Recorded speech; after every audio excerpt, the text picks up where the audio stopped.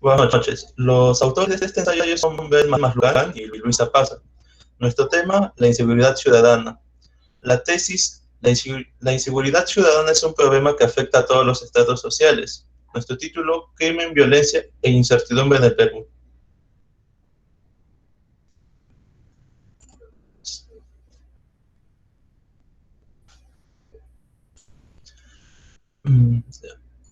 A través de este organizador identificamos 6 causas para este problema. En Perú, como en toda Latinoamérica, el alto grado de inseguridad generado por la violencia y la delincuencia obstaculizan el crecimiento económico y el desarrollo social del país. Como primera causa tenemos el débil respeto a la ley. Y aquí entra a tallar la ley del más vivo. Aquel que viola la ley es apreciado por los demás. Se le admira abiertamente por lo pendejo que demuestra ser cada vez que va de una norma establecida.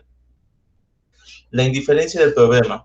Normalizamos los actos de violencia ya que son pan de cada día. Todos los días observamos y leemos que en televisión, prensa y redes sociales las noticias de violencia suelen ocupar una parte importante en cuanto al tiempo y espacio de discusión. Esto se debe a la sobreexposición de la violencia, que nos insensibiliza y dejamos de diferenciar entre lo bueno y lo malo. La formación educativa deficiente. La falta de respeto a la ley tiene una raíz educativa, no en el sentido escolar del término, sino en la formación como persona que recibimos en casa y en ocasiones en la escuela. Cumplir las reglas no es el principio que guía la conducta de los padres. El fin más común de muchos padres y docentes hoy en día es formar buenos empleados, que se asemejen lo más posible a las máquinas, para que aumenten su productividad. Esto trae una consecuencia directa en el sentido de que la persona no sabe que está haciendo algo mal, o por qué está mal, o por qué está mal su accionar, porque no conocen los valores necesarios para desempeñarse en su comunidad. Como segunda causa, los facilitadores de violencia. Las armas de fuego facilitan el cometer actos delictivos y su presencia en la sociedad aumenta los niveles de estrés. El alcohol y las drogas inhiben la conciencia sobre los actos que comete la persona, donde los victimarios se justifican en no recordar nada de lo que habían hecho o no eran conscientes de sus actos. Una cultura de violencia. Los conflictos se gestionan a través de la violencia, siendo esta solo consecuencia de un conflicto mal abordado al no saber cómo tratarlo. En una cultura de paz es a través del diálogo. Como tercera causa, la ineficiencia del sistema de seguridad.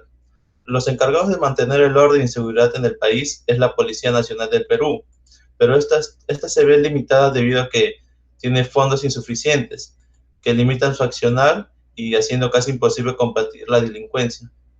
La poca cantidad de efectivos a nivel nacional. Existen 34.800 efectivos aproximadamente que laboran en sus comisarías asignadas para salvaguardar a un promedio de 32 millones de peruanos. Estas dos cantidades son muy desiguales, pero el fin no es que por cada habitante haya un oficial, sino que estos sean designados a las zonas de mayor riesgo. La capacitación deficiente de los policías al no saber cómo actuar en las distintas situaciones de violencia que existen. Su presencia muchas veces, lejos de calmar la situación, solo empeora el problema, ya que no saben cómo tratar a la víctima o cómo proceder con el arresto de los victimarios.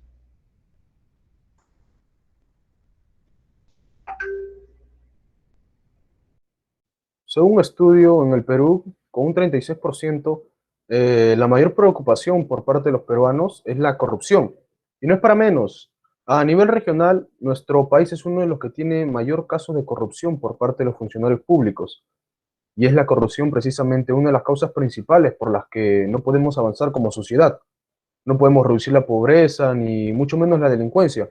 Es más, en nuestro país sigue incrementándose notablemente la tasa delictiva y se debe a que tenemos un deficiente, obsoleto y corrupto sistema de justicia que parece una coladera de impunidad, donde tienes que romper la mano o poseer influencias para siempre salir bien librado. Esto solo entorpece la labor policial, pues el delincuente que capturan es puesto en libertad a las pocas horas o al día siguiente. Ello tristemente es una constante en todo el territorio nacional.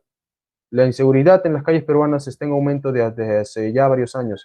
Sumemos la crisis por la pandemia y su repercusión en el desempleo. Ello ha generado que se acreciente la criminalidad, principalmente asaltos y robo a mano armada, por el desespero de conseguir recursos para subsistir. Además, tal como vemos a diario en las noticias, una gran parte de los crímenes actuales son cometidos por ciudadanos venezolanos, Es común que se les inculpe delitos como el sicariato, la extorsión, la trata de personas, el tráfico ilícito y entre otros. Ello ha generado gran temor y repudio por parte de los peruanos hacia ellos. En el 2020, en el Perú habían más de 1.200.000 venezolanos, quien en su gran mayoría labora de manera informal, pues como sabemos en nuestro país no abundan las plazas de trabajo. Por eso vemos tantos venezolanos ambulantes en las calles y en los semáforos, contribuyendo al caótico tráfico peruano. Algunos aprovechan los embotellamientos para robar a las personas de los vehículos y si te rehusas sin sentir algún remordimiento, te ocasionan heridas de gravedad con armas punzocortantes o te disparan. Según la DIRINCRI, el criminal venezolano se caracteriza principalmente por ganarse primero la confianza de sus víctimas.